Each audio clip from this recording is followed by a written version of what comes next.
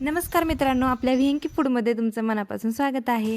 आमच्या ह्या झाडावरच्या हिरव्या कच्च्या कैऱ्या आता हळूहळू गाशा गुंडाळत चालल्यात. म्हणजे कैरीचा सीझन आता संपत आलाय बॉस. आता वर्षभर जर जिभेचे चोचले पुरवायचे असतील तर या शेवटच्या उरलेल्या कैऱ्यांवर थेट सर्जिकल स्ट्राईक करावा लागेल.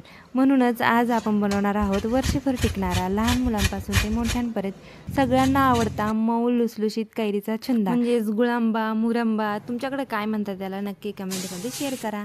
चला आता वेळ कमी आहे, झटपट रेसिपी पाहूया. सगळ्यात आधी कैरीला किसणीने मस्तपैकी किसून घ्यायचं. हा बघा, कैरीचा सुंदर किस तयार आहे. अब एक असली मजा. हा कैरीचा किस पॅनमध्ये टाका आणि जितकी कैरी तितकंच त्यामध्ये मस्तपैकी बारीक गूळ टाका.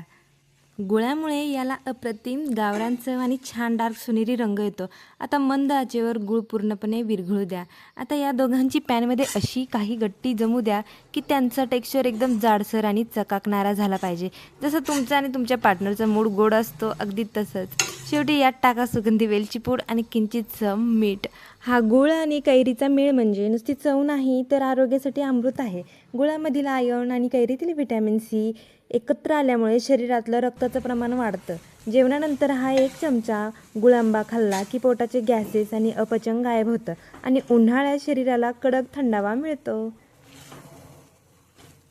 आहाहा, काय सुवास सुटलाय. शेजारी पाजारीसुद्धा नक्की कळेन की आज व्हीएनके फूडमध्ये काहीतरी स्पेशल बनत आहे. तर मित्रांनो, आमच्या घरच्या झाडाच्या कैऱ्या आता संपत आल्या आहेत. तुम्ही बघितलं असेल स्टार्टिंगला की आमच्याकडे आता एकच कॅरेट उरलेला आहे. तर कैऱ्या बाजारातून पूर्णपणे गायब होण्याच्या आत ही रेसिपी घरी नक्की ट्राय करा. आणि हा गुळांबा पोळी किंवा पराठ्यासोबत इतका जाम भारी लागतो. तर तुम्ही नक्की ट्राय करून बघा. रेसिपी आवडली असेल तर व्हिडिओला लाईक करा, पुढे पाहण्यासाठी सेव्ह करा आणि मित्रपरिवाराला शेअर करा.